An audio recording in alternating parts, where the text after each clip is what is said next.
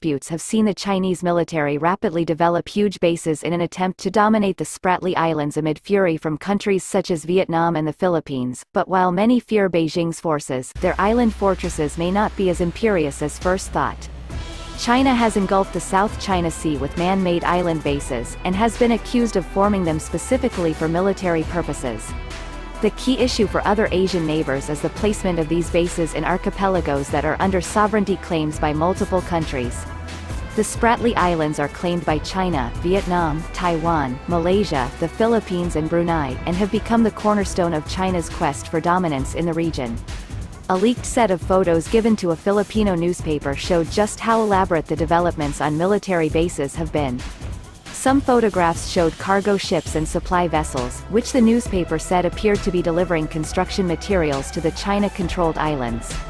Others show runways, hangars, control towers, helipads and radomes, as well as a series of multi-story buildings that China has built on reefs. While the sophisticated technology appears to pose a huge challenge to other claimants of the Spratly chain, defense analyst Robert Farley outlined in his article for National Interest last year that these bases, while heavily resourced, could have crucial strategic flaws.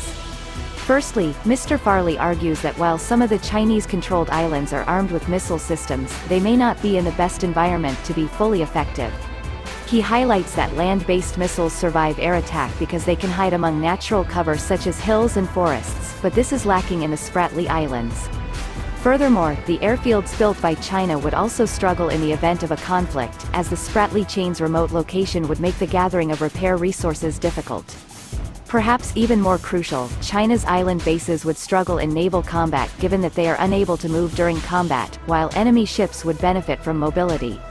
Rivals such as the US would be able to map China's territory prior to an attack, meaning targets would be identified well in advance of combat should it occur. The biggest issue for Beijing, whether embroiled in a conflict or not, are the concerns that the concrete at the foot of these new island installations is beginning to cave due to the climate in the region, leaving their foundations soft and unstable.